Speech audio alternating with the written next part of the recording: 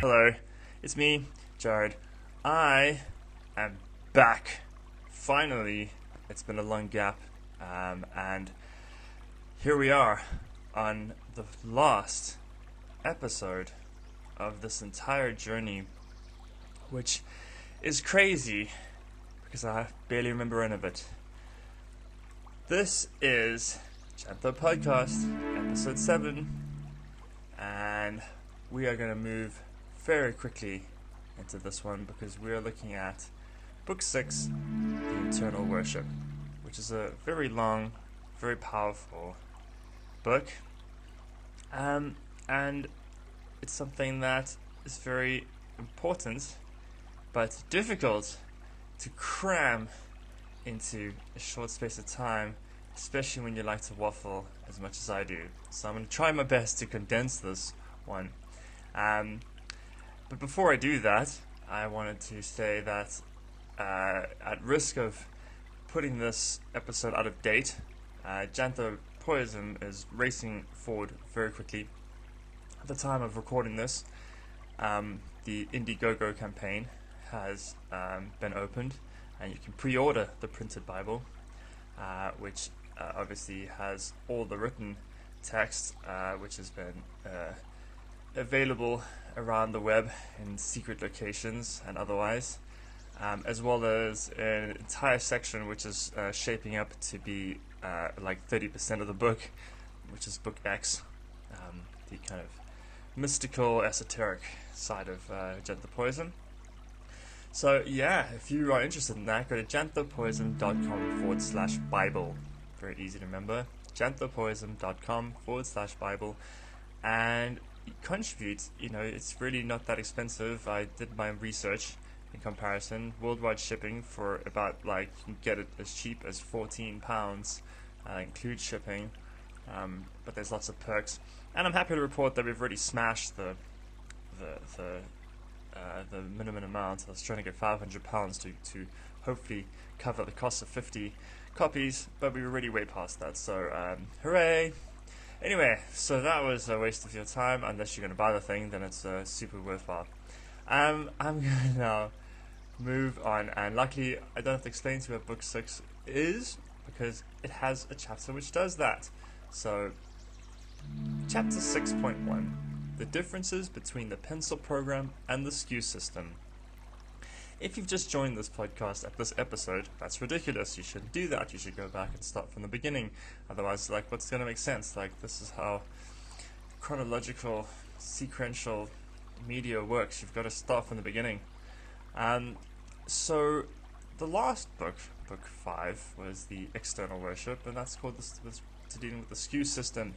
I'll briefly just remind everyone that what that is. It's basically a process of divide and conquer. Breaking your life down into 5 different components, and running a program that we developed that kind of raises the vibration, just gently nudges up the vibrations on a weekly basis, for reasons of minimizing what we call lower quality conflict. It's just about taking things that are very mundane in the universe as far as human conflict goes, everyday conflict, like stubbing your toe, or getting your heart broken, or hating your boss, or your neighbors are too loud, or just any of these kind of really boring things that are still horrible and conflicty, but just minimize them in your life so you don't have these distractions in the mind, and you can just concentrate more on your true path. Now, those things are great, and they apply to everyone. That's what's so amazing about the Skew System. Is there's no one person that won't get a benefit from that. But the pencil program, which is what Book 6 is kind of getting a little more unique. It's more about studying yourself. It's more about looking at where you are, where you want to go, and probably the most powerful part of it is how to react in the exact moment when conflict does arise.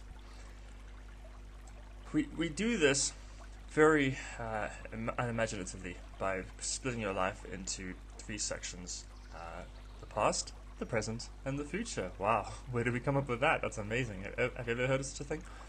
But what we do that's unique is that we put a metaphoric spin on it, symbolize it with a pencil, and each piece of a pencil corresponds with these parts of your timeline. The eraser, the lead center, and the point, which we will go into as each chapter goes on. Just to read the last few lines of this chapter, it says, in the most basic terms, the Skew system is how you become the best human you can be. The pencil program is where you become who you truly are. Amazing promises that this scripture gives out, and hopefully they're true. Chapter 6.2, Pencil, the eraser / past, is stupid. So, the thing is, with the past, Janthopoyism doesn't deal with it. That's basically what this chapter is telling you. It's a whole chapter to say, we are not bothered. The reason why is because Janthopoyism is a future-based philosophy. We're service of evolution. We're fixated on progression. The past is like the weather. You can't change it. It's fixed. Getting upset about it is such a waste of energy, brain power, that it's just not within our scope of dealing with it. We can't deal with everything, and so this is the one thing that we don't deal with, among other things, but this is a huge thing, because it's just, there's nothing to deal with.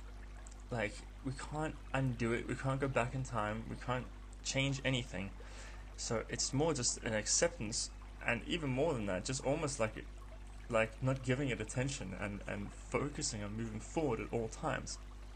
That is the Janthopoyism way. So obviously some people have traumatic memories, and we're not saying like, oh, you're stupid for having that, or just forget about it, man. Like, we know it's not that simple. We just don't deal with that. But if that's something in your vibration, you need to deal with that, and we understand that, and it's just, that should become your priority for a while, if that's something that you can't let go of. And there's plenty of methods of doing this that we don't need to go into it. You know, there's meditations, yogas, there's therapy, exercise, just whatever you can do. Running the Skew system just works as well to do this. But yeah, besides for that, we just kind of go, look, that's your dealing with. You might have to just do a little bit of work outside of Janthopoyism for that, if that's your problem, but we just don't deal with that. It's just not in our toolbox. This chapter does go on to give examples of where the past is beneficial. For example, even the Skew system, we're evaluating how we feel kind of based on the week before, in a way. And what's cool about it, though, is that we turn emotions and incidents, we depersonalize them by assigning them numerical values. So that's kind of a cool way of doing it. And other things we do mention is like, journaling is good. So for example, if something bad does happen to you, or there's something that's bothering you, there is a good reason to kind of contemplate it, and especially get those words in your own words down on paper or something. Because what that does is it trains your gatekeeper. You could say, oh, this thing happened, I didn't like it, this is how I should deal with it next time. And by putting it out like that, and without getting emotional, and without getting super tied into it, and just having a very logical response, next time something like that comes, your gatekeeper and your memory is going to call up that specific item. So that's another way of dealing with the past that does make sense. And another thing that we say with the past is like, you can never compare yourself to other people because everyone's so different, unique combinations of their personalities, as well as, you know, you have no idea what's going on in their head, and just different timelines and circumstances. So comparing yourself to other people is stupid, and you can't progress that way. You can be inspired, but it's not healthy.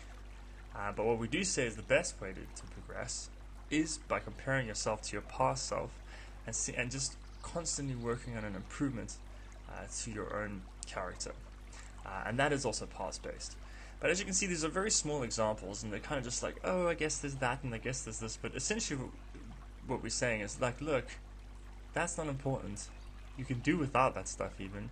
And if you are a person that spends a lot of their mental energy in the past and kind of constantly stuck in this washing machine of bad memories, then we just encourage that to get rid of completely, and that is why it's called the eraser. Get it? Eraser? But also we do say, like, if you living in the past or you thinking back to a memory and it's a good memory and it's super fun and it makes you happy and it makes you laugh, like, that's obviously the name of the game. Janthopoyism has said this 1,000 billion times throughout the scripture, that the entire thing is about high vibration. And not even us who said that this is a new thought, new age term. This is probably dates back to before the Vedas, that we should be harnessing good energy. It's probably one of the first things that we've ever learned as spiritual beings, that the good energy is good, bad energy is bad. So yeah, if you're thinking back to a memory and you go, oh, that's lovely, and they go, no, I'm not supposed to spend time in the past, it's like, don't be ridiculous, do not do that. If you are having a good time, don't even stop to question it. This is like the primary teaching, I guess, of Janthopodcast. Chapter 6.3: Pencil, the lead center / present. Is Janthopodism against mindfulness? This is a tricky text that I've had to rework so many times to find the downward flow, and I'm still kind of unsure if I got there, because mindfulness is a very hot topic, it's a very important topic, a very beneficial topic. It's also got a lot of different factors and people have different understandings on what that means, and in some ways Janthopodism teaches mindfulness almost word for word. Other ways we kind of go against certain definitions of what that might be. So yeah, to answer the question that the title has proposed, we're not against mindfulness. Like, that's silly. We actually are for mindfulness. Well, especially, because some people get a lot of joy out of it and a lot of benefit out of it, and some people don't connect to it. So it's either or. It's whatever. It's not what we think. It's what do you think? How do you think about mindfulness? This is your journey. It's not us going to go, this is how it is. It's never been the objective. But we just wanted to kind of highlight the timeline of the past, present, future type of scope in the conversation with mindfulness. I think mindfulness is also very important to be addressed when you are speaking about spiritual scripture or that kind of stuff, because that's kind of the new religion in many ways. This is what people are getting into, people who are trying to find some sort of a inner peace, some sort of an enlightenment in today's crazy capitalist, fast-rushing system. Mindfulness has become kind of people's spiritual savior, and of course it's hugely based in Eastern teachings and Indian traditions. The main thing is what we kind of talk about here is that mindfulness is a lot about being present, which is super important, and obviously it's actually the only thing. We all know this, we've heard this 1,000 times, and we know this to be true. The only moment is now. As soon as the future arrives, it's no longer the future, it's the now.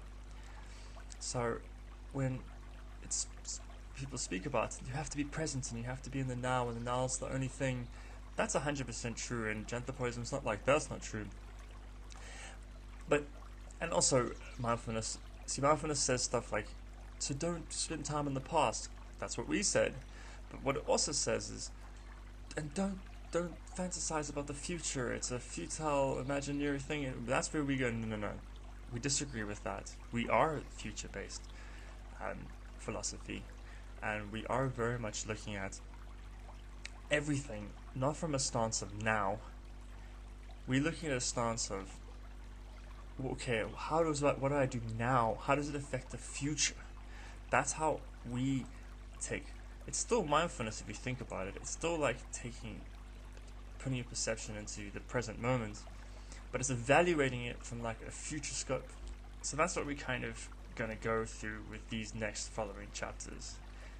Is just kind of dealing with the present, which is everything, And that's why it's called the lead center, because the lead center of a pencil is the longest piece of a pencil, and obviously that's because that's all you ever are. You're just living in this current moment. But we're going to kind of just elaborate on what we mean when we say, yeah, okay, be present and live now, but keep the eye on the future. So that's, if you're ready for it, that's what we're going to do. Racing along, chapter 6.4, pencil, the lead center / present. What to do when your energy spikes. I feel like this is like super important, probably the most important part of at least this book. Now, energy spiking. I think even just by the terminology, it's so easy to know what we mean by that. But it's when your emotional response shoots up. So you're going to think in terms of anxiety, frustration, anger, defensiveness. And of course we do recognize that sometimes the energy sinks down. And that's where you get depressed and you get exhausted and there's grief. But that's important, and you can take what we say with all of that kind of emotional shift on board. But we are specifically concerned with the spiking, which is going up. It's this high emotions, when you kind of like... Because the reason why is because that's where people tend to act very irrationally and hastily. Whereas when you when your mood drops, you just kind of want to sit down or lie there, or don't get out of bed, which is not ideal. But it's also there's less damage often, less casualties than when we're talking about is a present moment. So when it comes to the high energy emotional reactions, especially in a negative sense, you'll find that you end up saying something or doing something that is not in tune with who you are, and that can have repercussions because you're putting it into the universe, and the universe will do with it as it will. And if you spike the universe, it might spike you back. So what we say is the most important thing is just to kind of start to recognize the moment your energy spikes. And you'll get this really quick. I mean, maybe you even do it already, but it's just as soon as your emotions shoot up, as soon as you just even get the inkling of it, and eventually this becomes an automatic thing. It doesn't take long. When just something will happen, your energy will go, and you'll go, whoa, whoa, whoa, whoa, whoa, whoa, whoa, what's that? The moment that happens, it's so simple what you have to do. You stop. Don't do anything. And best case, what you should also do is you just change what you're doing, change what you're thinking, change whatever actions you're currently doing, your present company, because something's wrong. Something about that moment has it's triggered your internal universe to go, I'm off the path, I'm off the path, I'm off the path, warning, warning, warning. And so you got to go, whoa, whoa, whoa, whoa. Instead of, because I think when you're living when you don't know this practice, what people end up doing is you just keep moving. So people go, whoa, I'm anxious, but I still need to do this thing. And so you start working with this anxious energy and trying to get these things done with this completely wrong internal vibration, and whatever you're doing is going to be plagued by that exact emotion, and the execution is going to be subpar. So we just say you've got to stop and start shifting things, change little things, change little thoughts, try find the good feeling, try find what calms the spike down, or completely leave the situation. I mean, that's also an option. Now, one thing we're going to talk about a lot, we're going to talk about this thing called spiraling, which I don't even need to tell you. You know what that is. It's like when you get a spike, and your day just kind of, just slowly but surely, everything goes wrong, and it seems like you can't do anything right, and it all goes completely tits up. But there is, what we're trying to teach is like, look, if you can just nip this thing right at the beginning. So something can happen to you that's small, and if something small happens to you that just gives you a tiny spike, and you ignore it and go on with your day, or you just try plow through, that shit can really snowball. So one thing we say is like, if you suddenly feel like, wow, I don't feel right, what's wrong? The first thing you want to do, check if you are hungry, thirsty, tired, cold, hot, or need to pee, or anything like that. Sometimes everything feels like it's going wrong, and you can actually suddenly go, you know what though, I'm actually hungry. You know this feeling, we all know that feeling. Hungry and tired, you know how to fix that, you've done it before. Go eat something and take a nap, man. So those things, you could do that. You could literally be like, everything's going wrong and my whole day is terrible and this happened, that happened. It's like, are you tired? I am tired. Okay, have a nap and then deal with this. And you could find, you have a nap, your energy resets, and then you're like, oh, I actually am now in such a better place to finish all these things. I had like a 15-20 minute nap, which like I probably felt like I didn't have time for, but now I've actually saved time because the work is so much easier and I can actually give a better quality out. So that's it's the small things can often lead to the bigger things. So the earlier you can catch them, I'm upset, but I also need to pee. Hey, go pee, bruh. That will gonna realign your energy. Then you get deeper ones that are like, you can't just solve them, but they're still in the same league. For example, if you're hungover, or if you're coming down because you had a party the night before, or you menstrual, or like you've broken your leg, and so you're in pain, you can't just fix those, right? You can't just go pee the pain away. But you can, so that's why we just say with these ones, you just take it real slow. If your energy's spiking and you're in the middle of a conversation, stop talking. If you're trying to get something done and nothing's working, stop. Just take it slow. Just slow down. Because you're not gonna, if you try to run forward on energy spiking, there's so many things that can go wrong, and when they go wrong, they can go wrong dramatically. That's kind of what we're teaching. This heightened place of energy, your brain is working badly. It's kind of frazzled, it's shooting out conditioned responses, it's trying to work things out, but it's doing so in a very frantic manner. It's not gonna provide the best results. You need to calm it all down. The best way to do that is just by stopping. Get rid of the resistance. Try find the humor. There's some ones here that I use all the time, and I've written them here. And for example, if I miss my alarm in the morning, or I forgot to set it, and I wake up late, it's so easy to start my day with oh god no. But you know what's going to happen? It's going to be a massive spike, and then I'm going to spiral. So instead I just go, good morning. You just rephrase it. I'll say something like, well, I obviously needed the sleep. Just brush it off and keep your energy chill, and the rest of the day will follow in that manner. And again, view the universe as one singular thing. It's a card game with God. Just go, oh, I see that card. Hey, well played, friend. Didn't see that one coming. Or if you're having a horrible thought, just separate yourself from your mind and say, why are you talking to me in that way? And that, it just robs it of its power, and your energy might even just go from a potential freak out to amusement. And that's just going to keep you so rational, and you're going to just deal with your day. So yes, that's basically it. Catch the spike as early as possible.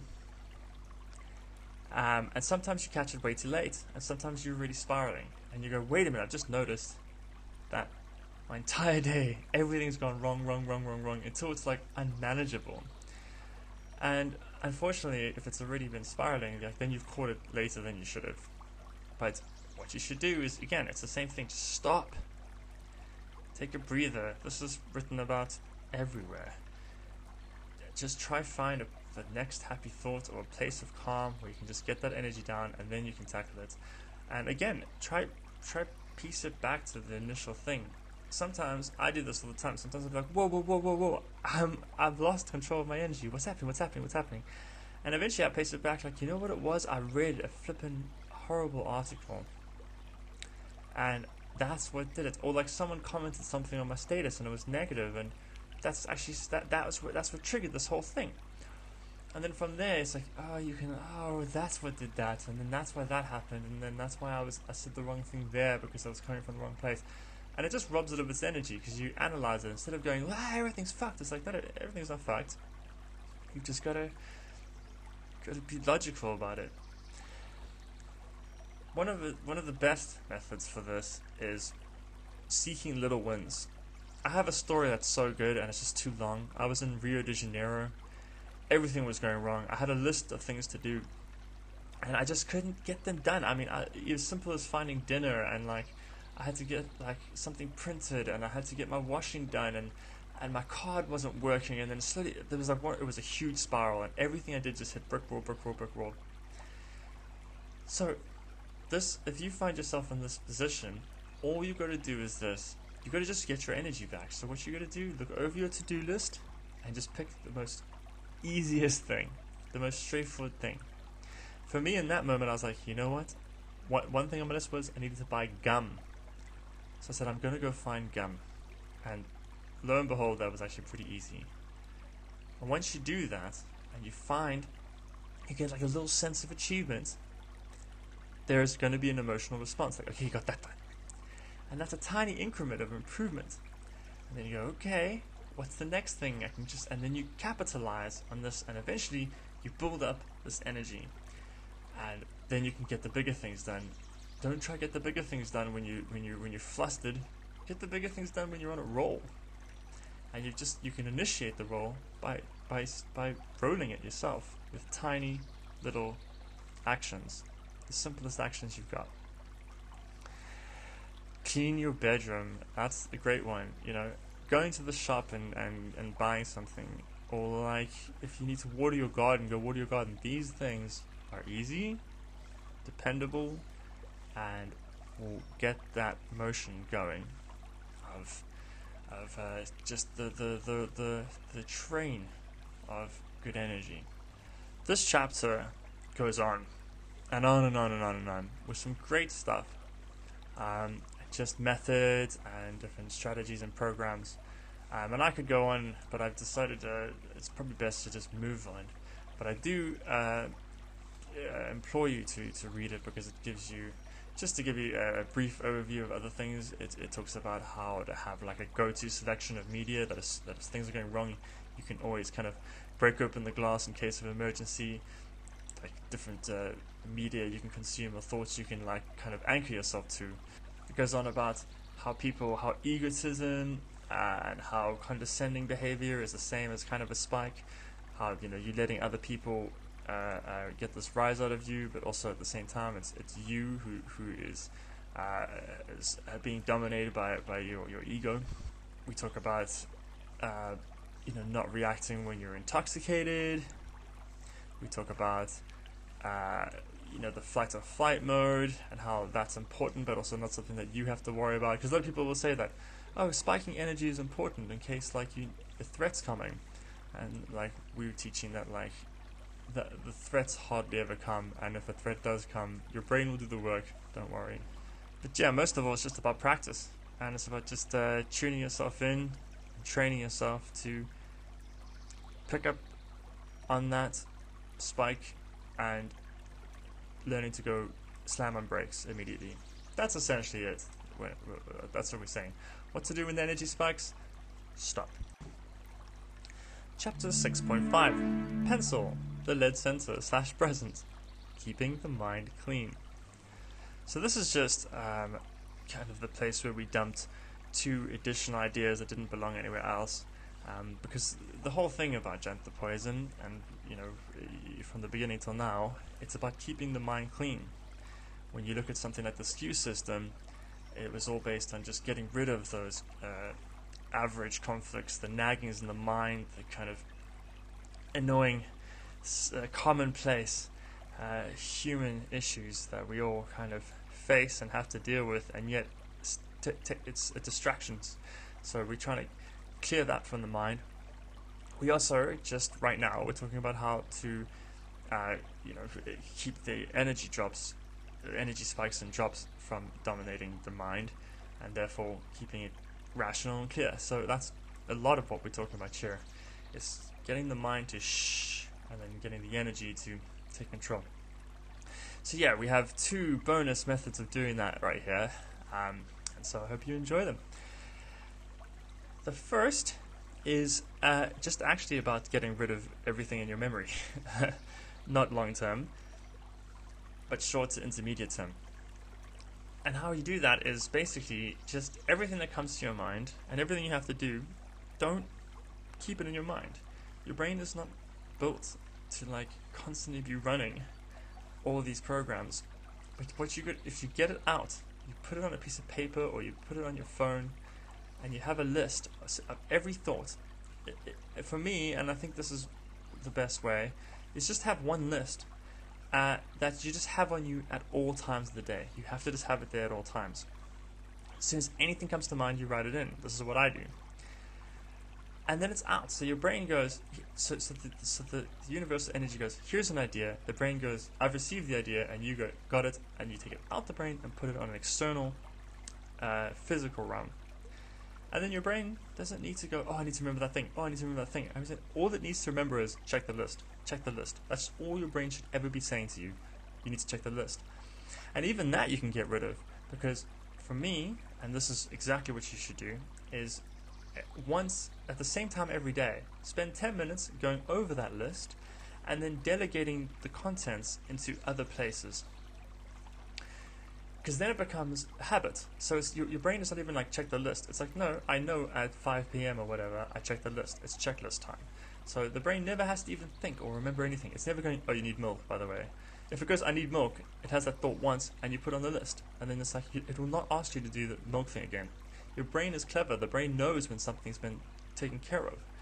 It's not going to be like, oh shit, you need to remember the thing. Oh shit, you remember the thing. Instead, it's just going to be like, it's fine. Because it knows that at a certain time, the list will be checked and those things will be covered. It clears up the clog. So the whole thing is just spending, like I would do it soon, spend some time getting everything out as you can. Think about everything you need to do today, tomorrow, for the week, for the year, for the everything, and get it all out. That's a good start. And then what you do is you take that list and those items and you make separate lists. I have so many lists. You can never have too many lists. A list for chores, a list for shopping, a list of things that interest you, a list of things to pack when you travel, a list of movies you want to see, a list of creative projects. I have a list for each Skew. I have a list of lists to make. I have so many lists, I can't even tell you. I make lists all the time.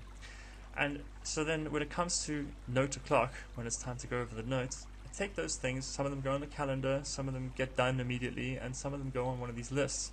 And that's fine. And then some lists, I probably never look at them again. It doesn't matter. I would look at them if I needed them, but if I don't, I don't. And every now and again I go, oh, I got another item for that list, and then I put that item on that list. And then one day it'll be like, it's time for that list. And then you open it, and there's all this information there that your brain didn't need to have. Your brain knew it's stored externally, and that just keeps it running so smoothly. And also, there's additional benefits to this. Your gatekeeper will start noticing, hey, that list is really getting bigger. That list is meaning a lot. Maybe it's a certain idea. You have like a book idea, and then you have a list for that book, and your gatekeeper starts going, that list is really getting bigger, and it's going to start seeking reality for more ideas to put into that list. Whereas the other lists that maybe like don't mean so much to you, you don't need to. They'll kind of fall into the wayside until one day that they need it again. You know, or like a shopping list. It's like you mustn't be thinking about shopping ever until you go to the shop, and then you go, let me get that list, and from the week you put these things like, oh yeah, I would have forgotten that. Again, we'd also just like to say, don't lie. It does go into this. Lying is crazy because lying is a duplicate memory, because you'll have two memories saved for the same instance. It'll be the reality and then what you claim the reality to be. That's double saving, is clogging up the mental system. Unless you want to make a list of lies, but I mean, come on, that's like that if you're hiding stuff, that's not your true path. I mean, maybe there's some kind of a fringe example of someone who goes, no, But really, if you're hiding stuff from people, you're either doing something that's away from your moral code, or the people you hang out with are the wrong people. So the second method of keeping the mind clean is kind of typical. It could be argued as a meditation, but it's neat, I think it's a little extra. It could be used as two things, but it's difficult to explain without sounding like something you've heard all of before. But it's just about feeling the energy in your body, and you always get this: feel the energy in your head. Now take it down to your toes. But you can kind of feel that buzzing of your collective electrons, and it kind of, there's an aura feeling sometimes that it feels like the energy inside of you is a little bit bigger than the physical body. Now the main thing is, when it comes to your thoughts, they're designated to a very specific location, are they not? You're not thinking in your elbow or your pinky. You're thinking purely in your mind, in your skull. But you can still feel this energy all throughout your body. That's what we talk about when we talk about the spirit you, because when you get like a heavy emotion, it's really core center, but you can feel it everywhere. It really affects the whole body. And that's the spirit you that we're talking about. Like it's the observer you. And I don't know if I'm going to be able to explain this now properly, but you can maybe read the scripture, or you can read other things. Eckhart Tolle's Power of Now was hugely inspirational for this specific teaching, which is just about kind of sitting into that place within the body, and just looking at the mind, just like pay attention to the mind. What is it thinking? What is its next thought going to be? And from this space of observing, just without any emotional attachment, without judgment, you just look at the thoughts and you watch them. And the most curious thing will happen if you get this right. The thoughts stop. It's like the only time, it's the only method I've heard of that does this. The thoughts kind of never stop, and they chatter and chatter if you let them, and most of your life is just going to be this internal radio static. But if you just go, I'm listening, and you fall into a different observer you, the brain just goes zip, and you can watch it, and then a thought will come up. But if you just keep watching, you go, I see that thought. The thought just like, it just dies, it like stuffs out. And then of course at some point the brain just goes, and you go along for the ride, and you eventually you catch yourself. You go, oh my god, that was a crazy train. Lol. Sit back into the observer self. This thing in itself kind of proves that there's a difference between you and your mind. If you can sit and look at your mind, it kind of shows there's something to be differentiated between these two components of self. There's something else in you that's able to observe that other side of you. It just creates this distance. And when you do that, you can start to see what the brain really is. It's like any other organ. It's like the lungs or the heart. They're just biological matter that don't do anything unless you have that spirit energy. And then when you get this life, this electricity that we each have inside of us, the heart starts beating and the lungs start absorbing oxygen, and the brain thinks and tries to calculate. But obviously the brain's just gone too far, and now it's just going, but all it's doing is trying to keep you alive. It's just doing the same as all the other things. But without that electricity, it's nothing. So it's finding this deeper place of awareness, this deeper place of observation, and then seeing the mind as just this funny thing. And in doing that, it's almost like the mind gets self-conscious and just shuts itself up. And speaking of Eckhart Tolle, is it Eckhart Tolle? I don't even know how to say his name, but that's because I've only read it. Good quote that we've included here from him, because this helps. And he says, The moment you realize you are not present, you are present. Whenever you are able to observe your mind, you are no longer trapped in it. That is such a powerful 2 sentences, because it's just like, oh, it's that simple. It really is that simple. So, yeah, and that's it. Just bring yourself to that present state, and it's very meditative when you go, okay, focus on your breathing, or for me, it's listening. I just listen to sounds. It really brings me into the present. I can observe the mind, but the main thing is like, I listen to sounds, and that if you're listening to sounds, you're in the now, and not letting the brain run away with them and trigger memories and associate them with stuff. Just go, sounds.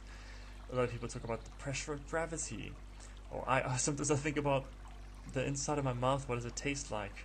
Or you hear people who've gone into forests and they just stare at a tree bark for hours.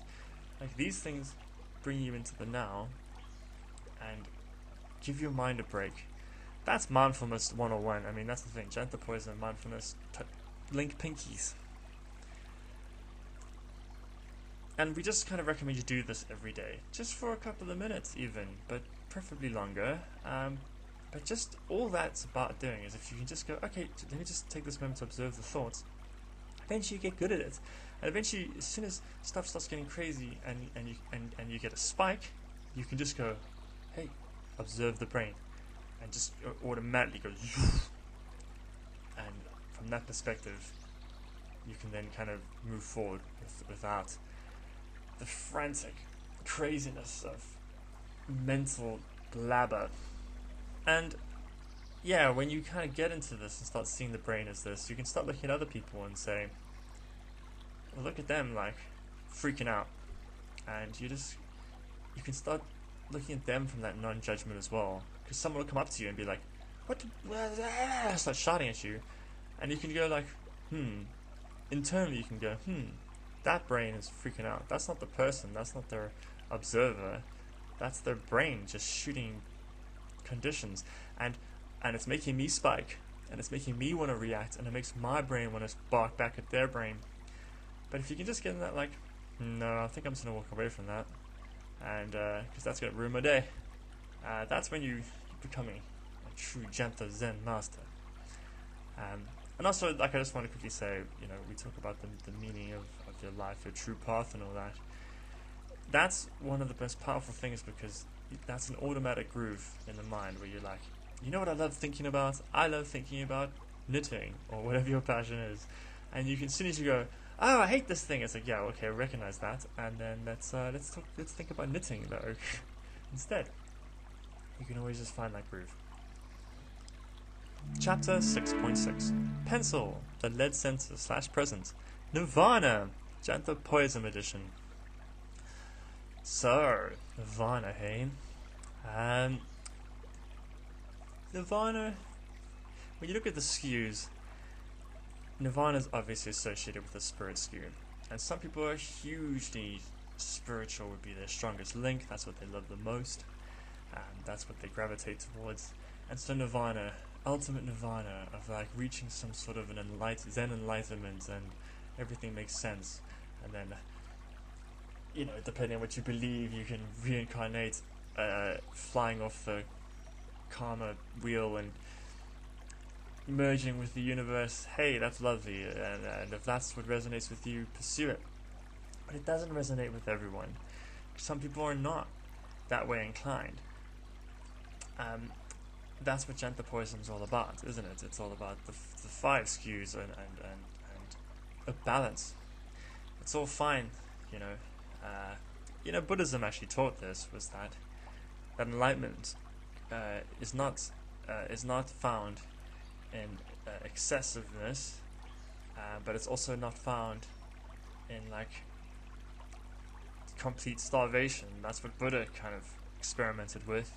He tried both worlds, and he said it was in the middle, eating just enough, rather than trying to get enlightenment by gorging yourself or refusing to eat. So the thing is, people have different this is how it has to work, because we're looking at a system of equilibrium that's trying to get everything done, and that does get everything done. That's the universal energy, and that's the way it works. And it does that by ensuring that different people are drawn to different things. And we can look at the Skew system and say, well, yeah, okay, maybe it's a spiritual thing, but maybe it's more about finding someone you love and starting a family. That's the relationships. Or maybe it's about becoming a success in your field of talent, which is work. Maybe it's about just like finally owning a house of your own in the French Alps. That's home. Maybe it's just about having a long life where you can just feel healthy and just really get the most out of your physical being, and that's health. So people have different pulls to different things, and you're not better than anyone if yours is a spiritual thing. I think that's a lot of spiritual people believe. Oh, I'm on a higher plane of consciousness and enlightenment. It's like, no, you're not. You're fulfilling one role, bruh. If everyone went your way, the entire fucking social system would collapse. But here's what's important to note, is that we're giving these extreme examples, but I pretty much guarantee you that you're going to agree with me right now. You're listening to me, and I'm going to say this, you're going to agree. You want all the things. You want the nice place. You want the nice body. You want the spiritual connection. You want people to share love with. You want to get paid for the stuff that you love doing. You want all those things. That's what Janthopoyism is about. We want a balance of everything. So that's, when we look at Nirvana, we look at that in Janthopoyism. All the things. And realistically, it's about happiness in all regards. Permanent earthly happiness. Because here's the thing. We're giving you lots of ideas of how to realign with your energy and how to ensure that everything's maintained.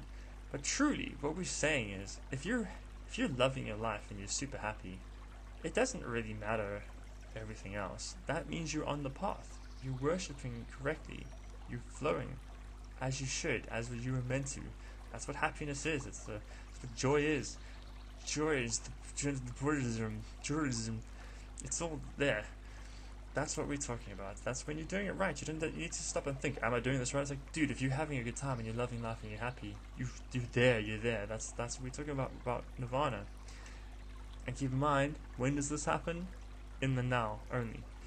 So that's all fine and good. Permanent happiness, man. And it's like, how do you do that? Okay, well, the Skew system is going to cover most of it. And then also, if we can deal with our emotions in the now and not get all freaked out by things when conflict slams into us, and we can control our spiking, that's also going to really help. But what this chapter is actually about is about the little mundane activities that we just can't escape. Things that you don't want to do. Like, sometimes you have to get up in the morning because you have to do something you don't want to do.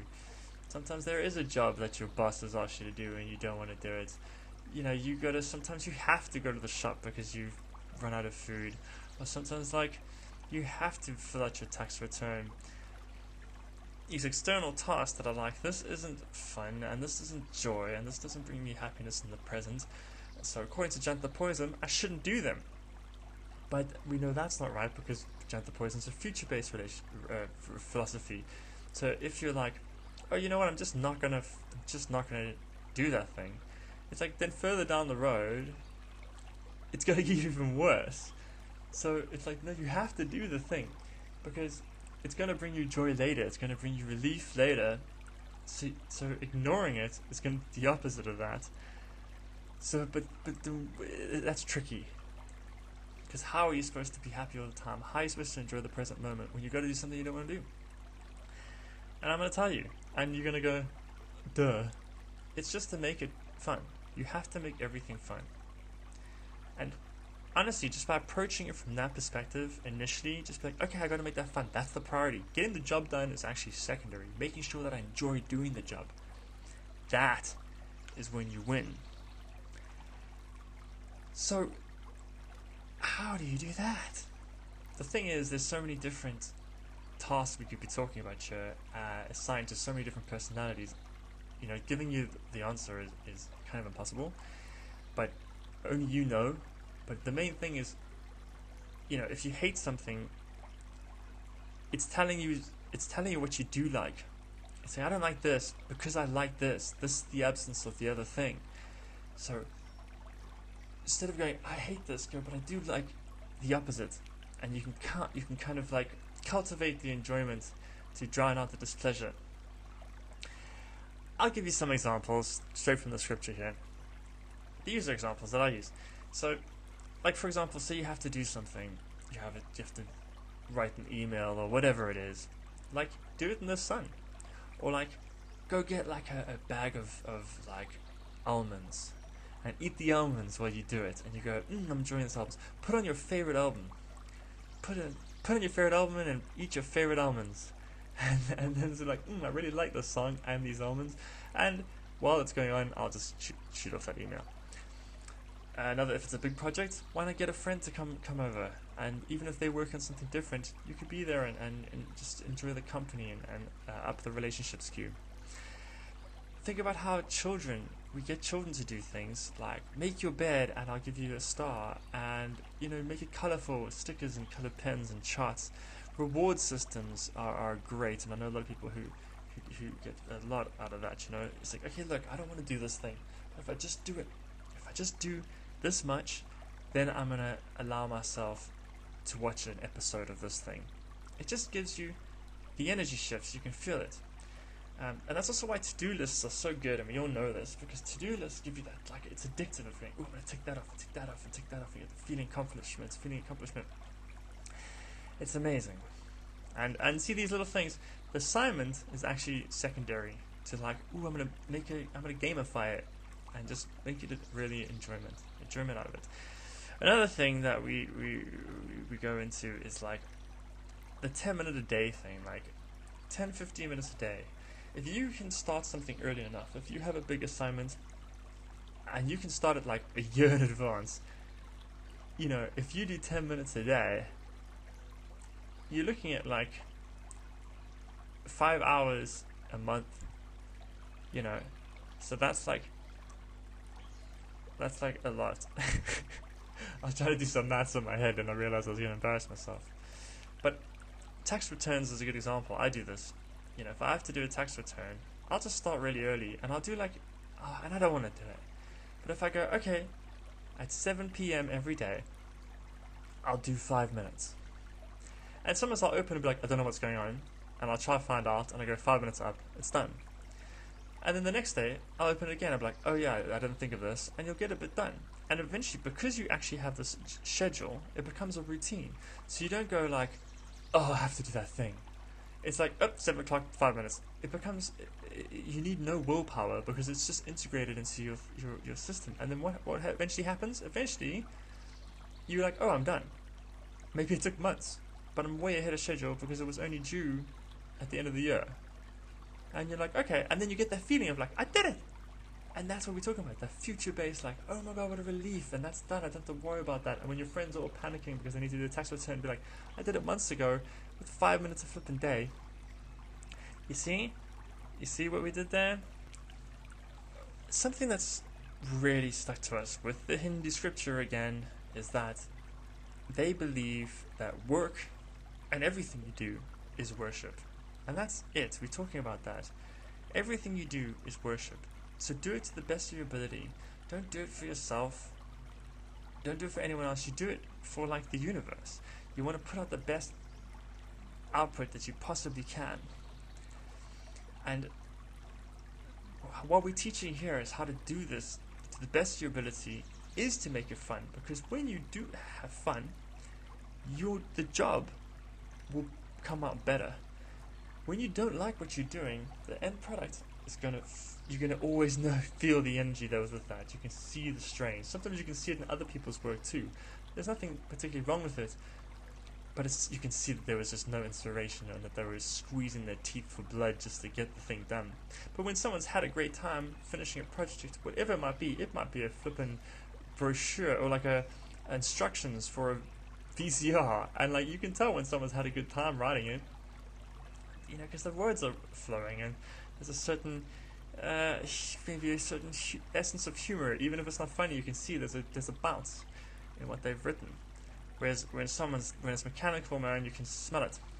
And also the thing is, when you do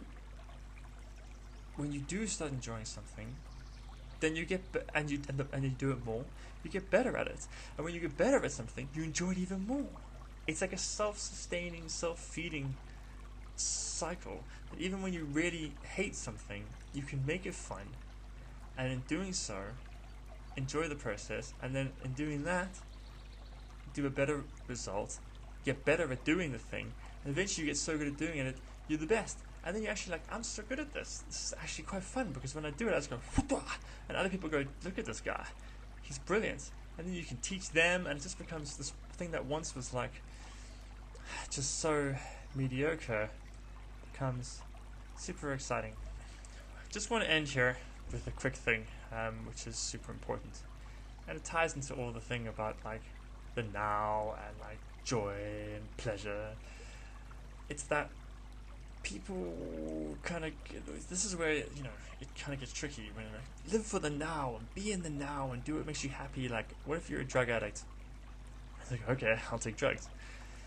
And there's alcohol, promiscuity, gambling, junk food, staying up late, ignoring obligations, as we said. Yeah, sure, that's serving the now, but it's all about the future consequences.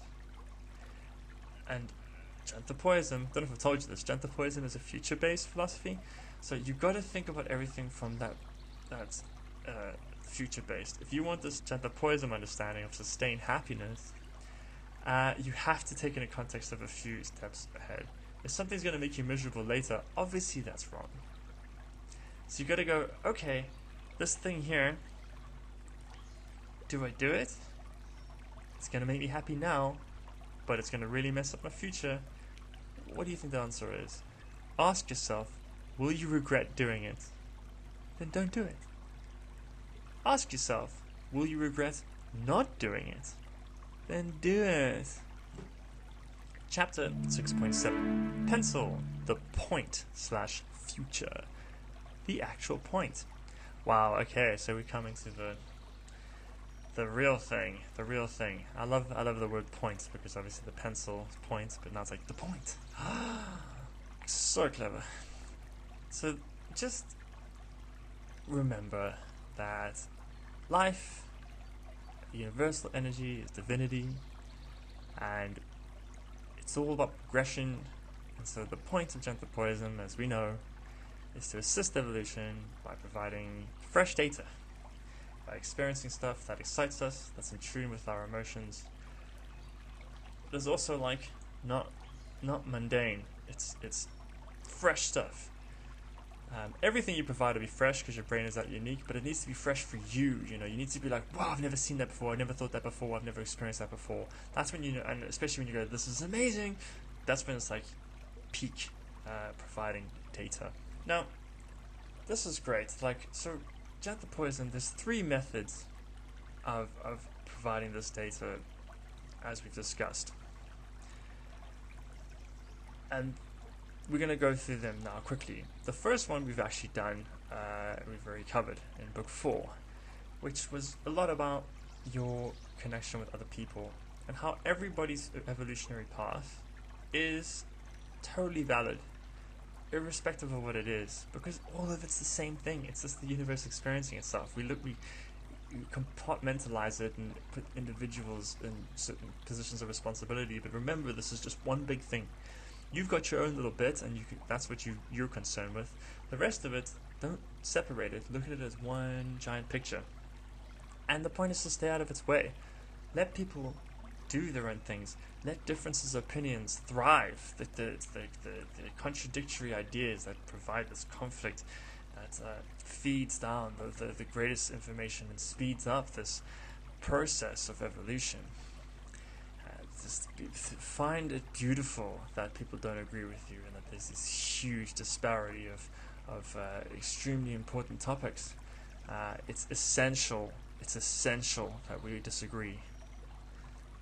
It would be redundant as a species if we all agreed.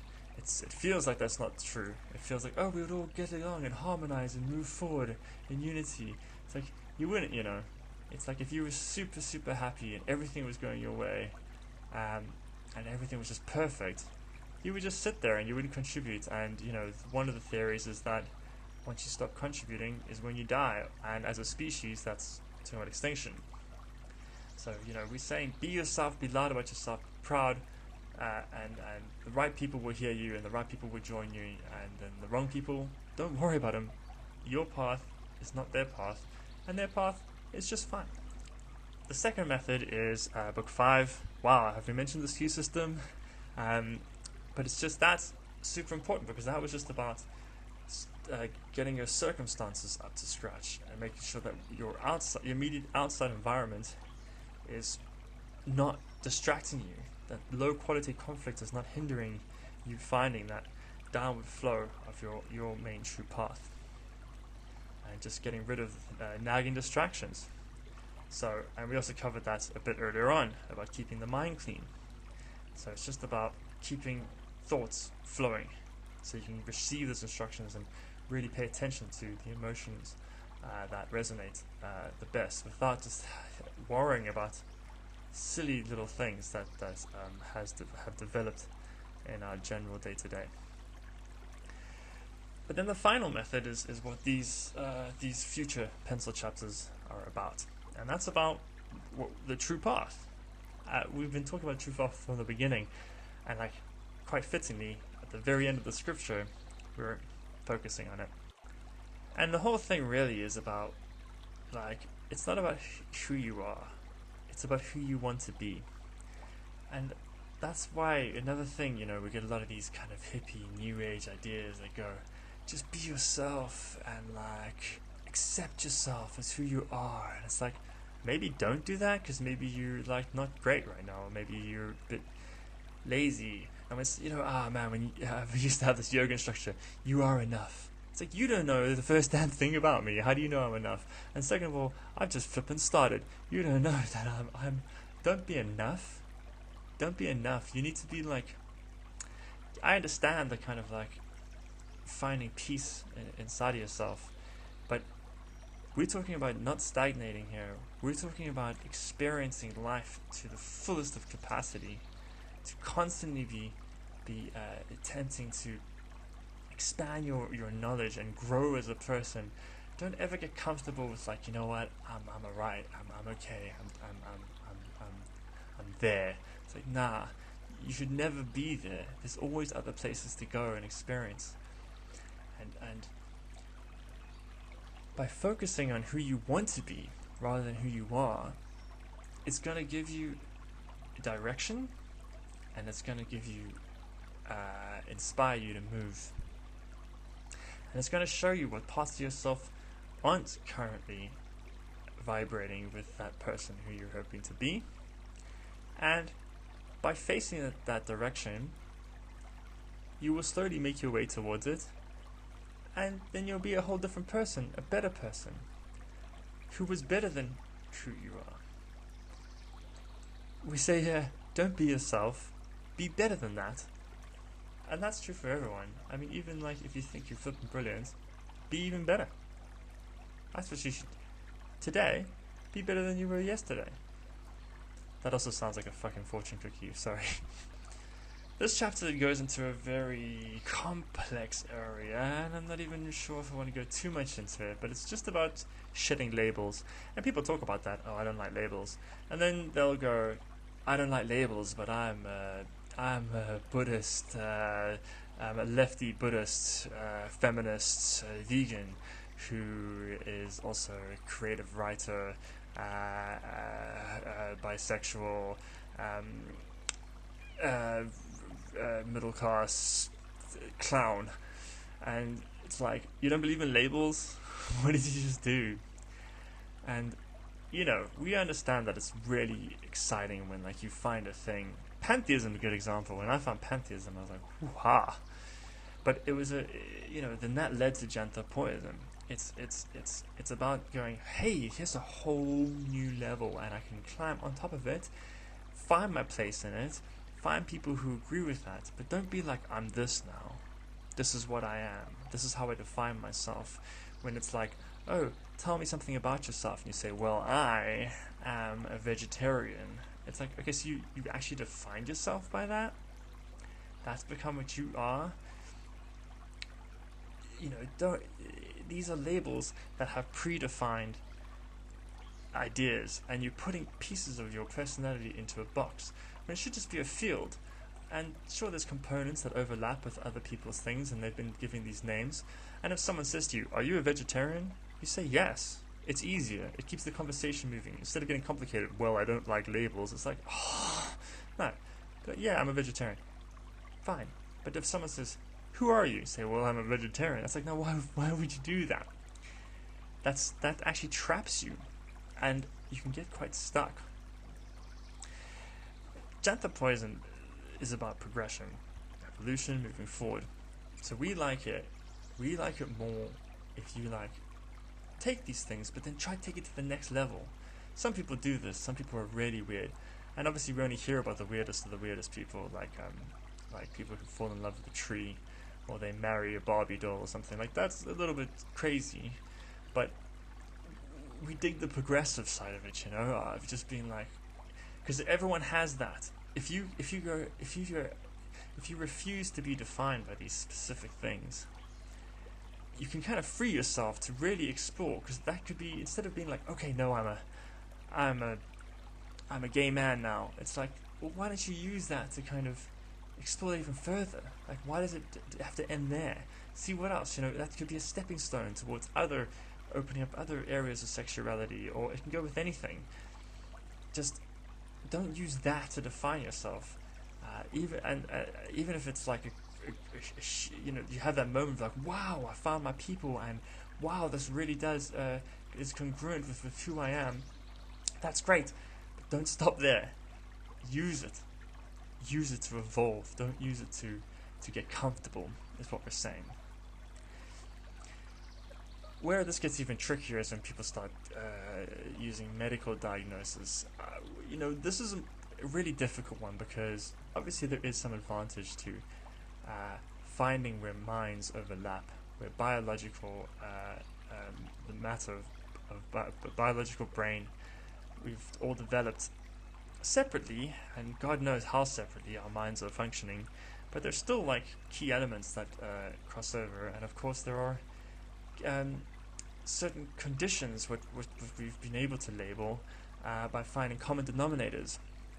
But there's it's difficult, because first of all, the whole realm of psychology is dependent on this kind of idea of a normal mind, which I think we all kind of have come to understand doesn't exist. Everyone's crazy in their own ways, and if we could all be studied and analyzed and probably get these labels of like, what you are, you're this and you're that, and that can be dangerous, because what ends up happening is that they'll have like a term for something, and they'll say these are the symptoms, and there's 10 symptoms, but if you have 4 of them, you're already part of this group. And then so you end up like lumping people under this umbrella, and 2 people could be completely different, and it's not even that they have something wrong with them, they just have these kind of different personalities, but you dumb them down and you put them into this package, and so you can streamline some therapeutic program, or shove them with a bunch of medication and hopefully realign them, when it really should have been treated with kind of more of an individualistic thing. And even worse is that it becomes a self-fulfilling diagnosis, because people what often happens is people will have 5 out of 10 symptoms of a certain disorder, and then they'll kind of start researching it, and then they'll see the things that they're not, and actually ultimately end up developing those symptoms, because they kind of start to identify themselves under this label. So we're just saying, just be careful. I mean, what's right, and maybe you are a person who has been diagnosed with something and is on medication and is getting benefit from it. Obviously that overrides everything we just said, but it's just about the identification of it. What's good and what resonates well, but we just really are trying to say, if you want to contribute the most unique data, you need to start identifying yourself as like your name or whatever you want your name to be. That's it. And that way, instead of being like, oh, I'm a this and I'm a that, and it's like, no, I'm Jared, and that's it. And I don't need to compartmentalize any bits of my personality, because I want it to be free, and I want it to be fluid, and I want it to be ever evolving. And that's how you contribute this rawest, most uniquest data, because you are so flippin' unique. I mean, we discussed this. The fingerprint is unique. The mind is incomprehensibly different from person to person. The data provided is going to be extreme in its differences, and so all you need to do is just become closer and closer and closer to yourself without these preconceived notions, and the output is going to be like anything has ever seen before. I'm going to read the last paragraph, second to last paragraph of this chapter, and that is the point of Janthopoyism. It is the refusal to be defined by anything beyond where you are going. It is knowing that the greatest way to profit the universe is to uncover what reverberates with your true self. It is dedicating your life to that best version of you, except concentrating a little further in the future. It is the investigation of uncharted territories and experiencing experiences you have never experienced before, or even better, that nobody has experienced before, offering cutting-edge perceptions of the universe through your life. It is demanding that everything processed by your mind is either original data or improved on data. It is saying yes to new things. It is saying no to old things. It is about unadulterated, unapologetic progression as an individual/species/world propelled by positive emotions. It is about eradicating fear for anything other than repetition and mediocrity. And it is about pushing yourself forward in a way that is in tune with your core joy, while assisting every lucky organism that happens upon your blessed path. I couldn't have said it better myself. Chapter 6.8 Pencil, the point/future, the optimists shall inherit the earth. Once upon a time, there was a set of twins. One twin spent his days worrying about the state of the world. The other spent his days pursuing moments that made him happy. They both died in the end.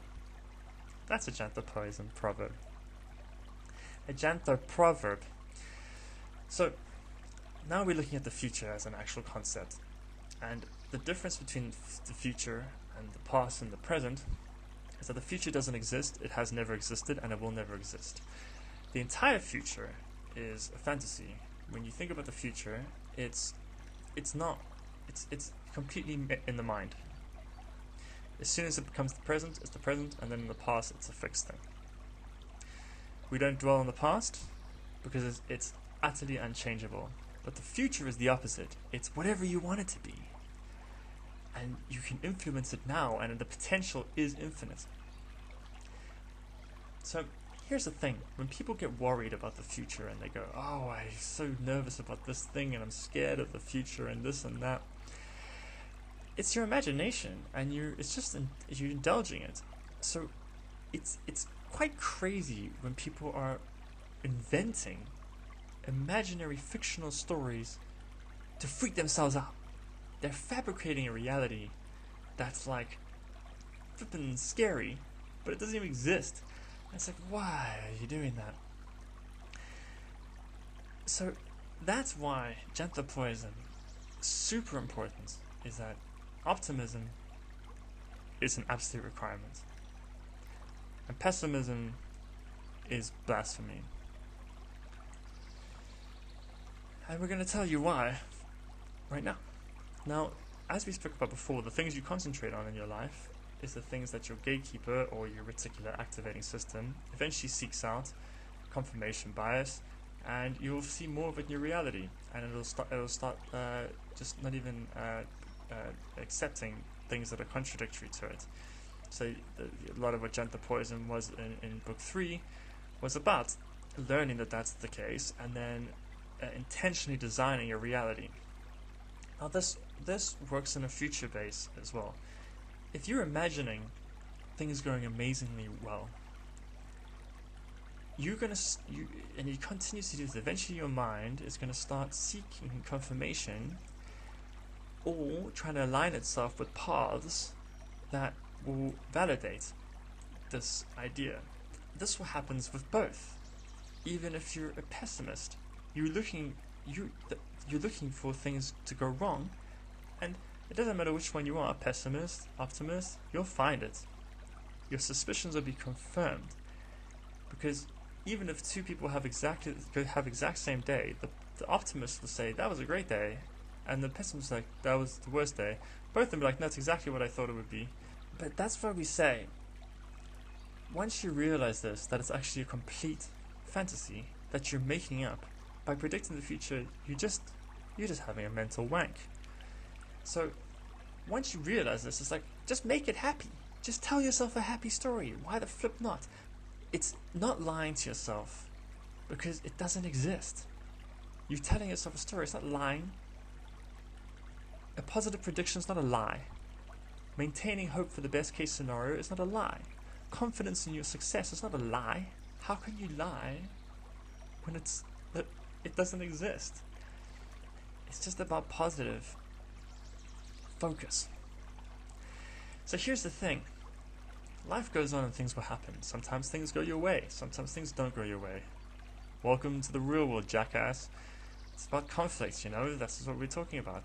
Things are gonna be... You're gonna get thrown curveballs. Here's the difference. When you're an optimist and you imagine the best, you experience that. You have this mental experience of beauty. And if something doesn't happen and it doesn't go your way, okay, fine. It didn't happen. But you still enjoyed it before it didn't happen. In that moment that it could have happened, you had that in your mind. You experienced the joy of it happening. So maybe it didn't happen, but you still got to enjoy the experience of it. Let's look at the opposite of that though. Look at a pessimist who goes, everything's going to go wrong. And then it doesn't. Everything actually goes okay. They go, oh, that went okay. Yeah, but you experienced the suffering. Even though you never needed to. Yet you experienced by projecting things going wrong into the future. You suffered through it, and then it came, and it didn't even happen. But you already had that. The worst case scenario played out in your head. What a waste of brain juice. Waste of life. And here's the thing. Say something goes wrong. The pessimist goes, oh, I knew it would happen. The optimist is going to be like, whoop, that didn't work out. But they will be already reframing it by like, oh, well, at least that went right, and that little component, and then like, this is how we move forward. Whereas the pessimist is still going to be like, yeah, no, it just doesn't work, nothing works. That's ridiculous. You got to reframe it. Everything that happens, you got to look at for the good, and then see how to move on from that in a good way, and seek reality for the paths of that resonate pure joy. Resistance is the worst thing, and this is something that New Age tells you, Law of Attraction tells you, but also think about a martial artist. You never say, when you fight, you need to resist. No, you move with the flow, like water. Ask any architect, they build a building. If you're like, how do you fight the wind? You don't resist the wind, you move with the wind. It's just so applicable. And here's where it gets awesome, is Janthopoyism, we talk a lot of logic, and we try to appeal to the brain, but we gotta remember that what we actually are talking about a lot of the time is this kind of metaphysical wisdom, because we see it happening, how ancient spiritual philosophies said a thing, and quantum sciences are now saying the same thing about how reality is shaping to the perceiver. And then cognitive biases are saying the same thing, these well-documented mental developments. They're all agreeing on the same thing. It's that reality perhaps is not as objective as we thought, it's interpretive. And changing how your mind looks at it is going to change the entire reality that you live in. So if you're a pessimist or an optimist, it will all be self-fulfilling.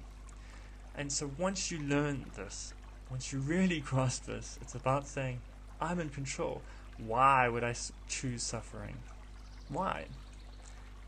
You wouldn't. You shouldn't. This is the most powerful thing. Just saying, you know what? This is mine. I'm going to make it great. Oh my gosh. Last chapter of the entire core Janthopoyism books. Chapter 6.9, Pencil, the point/future, finally locating your true path. Okay, so if you've been listening all this time, and I love you, thank you so much. If you've been following the scripture, it's amazing. And one thing we talked about a lot is the meaning of life, which is interchangeable with what we call the true path. And the true path is how we define as what you're supposed to be doing, which you recognize by how great it feels. And if you can truly get into this, the theory, which was actually, we believe, kind of first proposed, or at least well defined by Aleister Crowley, of all people, was that if you can get into this, what he called true will, what we call true path, is that the cosmos collaborates with you. Because you, in Janthopoyism understanding, you're contributing to the evolution, and the closer you can provide unique data, the more useful you become to the overall system.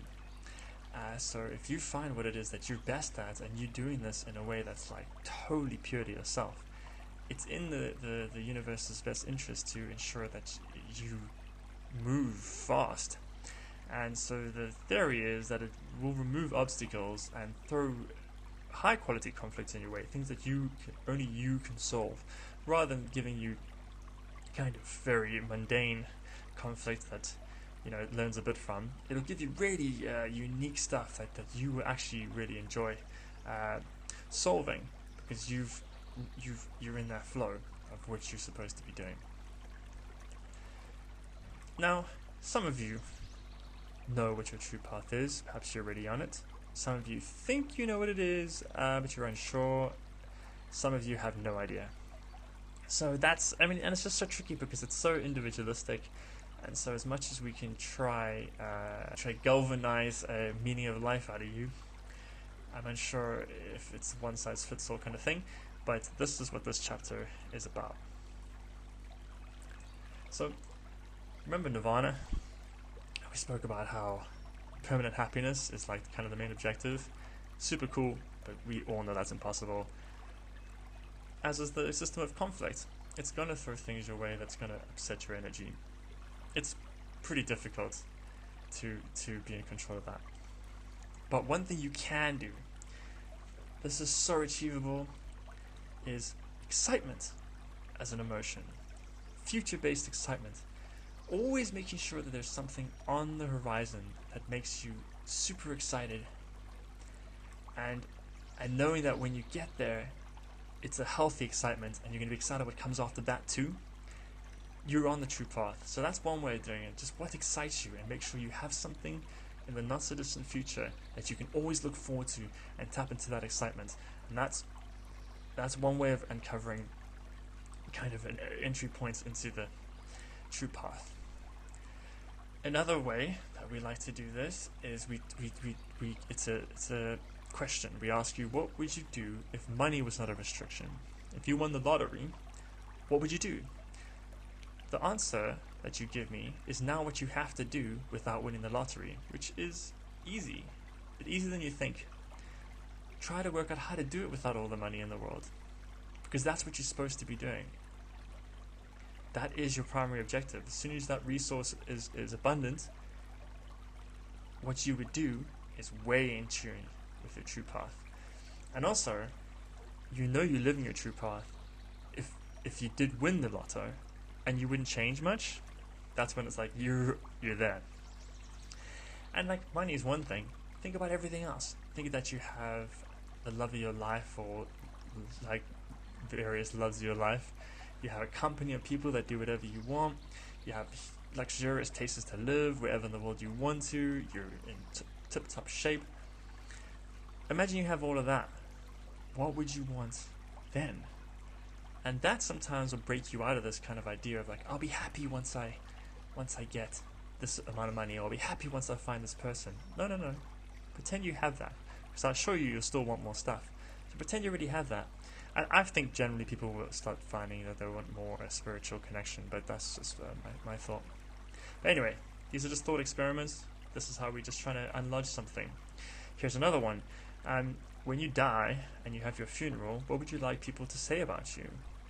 How would you like to be remembered by society? And if you died right now, would those people say that?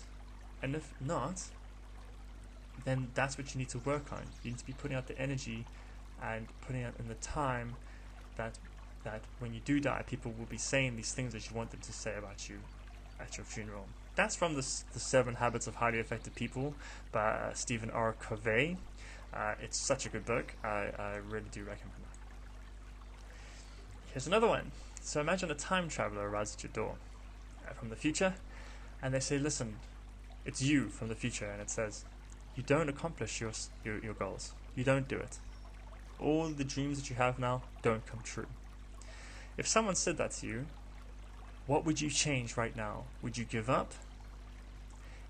If you would give up, you're not in your true path. If there's like, if someone told me I would make it, I'd change these things. Change them now. Because what needs to happen, you need to be in a place that if your future self came and said, look, it doesn't work out, you've got to be in a place to say, I'm going to do it anyway because I'm loving the process and I can't really think about doing anything else. And then that is when you know you're there, baby. Way before Janthopoyism, this was another exercise that I came up with. Make a list of 10 people that inspire you. They could be historic figures, they could be celebrities, they could be people in your life that you love. Once you get these 10 people, analyze them, watch some interviews with them, read their work, whatever, and just whenever an adjective pops up that kind of describes their character, write it down. Witty, energetic, compassionate, wealthy, attractive, knowledgeable, charming, whatever those are. And if you can get 10 of those per 10 people, then look over those adjectives and note which ones appear multiple times. That's what's calling to you. You're drawn to these people because of those qualities, and then that's the qualities that you need more in your life because they mean more to you. They align to your true path. Once you have those, it's as simple as buying books, taking lessons, online tutorials, whatever you can to bring more of that into your life. It's a very simple method, but it works. And ideally what you eventually want to do is you want to find where this true path fulfills a gap in society. It's about finding what you're good at, finding what you're passionate about, and finding what people want. And that way you will assist the evolution of the entire species. And of course these things generally come with an energetic trade of finances. And then that means more resources, and that means more you can dedicate to your true path. And so again, everyone wins. But you just got to, the whole thing really, and to summarize now, the entire Janthopodism is you need to just consider everything from the perspective of that your dreams have already come true. In the present tense, be who you always want to be right now, and then you live from that perspective of how you would be if you're already that person, and then you become that person. And that will once again just train your gatekeeper to see your reality from that perspective, and your next move will just become so much clearer.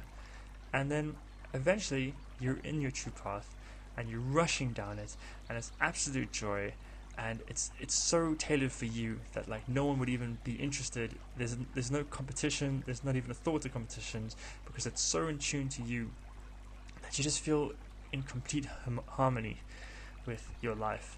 And that's going to be exhilarating, and you're just going to, if an obstacle comes, you're just going to go through it. And there's just a fulfillment there that is going to just bring you a huge sense of purpose. And that's it. Wow. I can't believe it. This has been long. I knew it was going to be long. But I just wanted to end quickly by talking about Book X. Book X is not available. I was going to do maybe a podcast, a godcast, to explain what it is, but I'm not going to do that. But just a quick thing. Janthopoyism naturally did evolve into ideas of like, okay, so how did the universe come to be? And how do we manipulate reality on even deeper levels, and where is it going? And so yeah, Book X is about that. It's like the more trippy side of it, and it's turning to be quite massive, and it's only going to be in the printed. So if you are interested in that, and I think you should be, because it's really fun, please do consider going to janthopoyism.com/Bible and pre-order it. There's a chance that by the time you listen to this, it's over, but then it should be on Amazon. It's coming. This is the coolest thing ever. It's been years, and we're reaching this really exciting point. And that's my true path, man. You see, that's the whole thing. Like, I followed this. It's so weird that Janthopoyism came from Janthopoyism. I followed the book by the book, and this is what's happened. And you have something like this in you as well. This was my thing. How cool is that? I mean, I think it's super cool. Of course I would, because it's what excites me. But I'm sure you can value it on some level, and feel my passion, and know that there's something like this for everyone. And if everyone did get that thing, the world would be a better place, because it would fulfill all the crevices necessary to really combine into this overall system. And that's the hope for Janthopoyism, that just everyone clicks into this individualism and fulfills roles that they were spawned to do. And that's it. So thank you so much to everyone who supported this. I can't even begin to thank you for listening to this stuff, people who have taken it seriously, who have read the scriptures, and especially now that we're trying to raise funds for the ultimate printing. I just wanted to give a quick shout out to Adam, to Arma, to Aura, and Meow. Were the 4 people who have really put their money where their mouth is, and hugely helped fund the Bible to surpass the 100%. So thank you to those 4. But everyone else, shout out to Tony as well. And just, there's a lot of people. Stuart, if you're listening. So that's it. Please do consider putting some money towards it. And that's it. Janthopodcast, mic drop, and just lots of love to all of you. I am currently in Rwanda. This is my 10th African country, and it's done for a while. What an adventure this life thing is. I've had such a fantastic year already, and I owe it all to myself and the universe, which includes you. So thanks for your contribution. I don't even know how to end this, because it's just been such a long time, but I'll just say that my name is Jared Woods, and thank you for coming to my Jared Talk.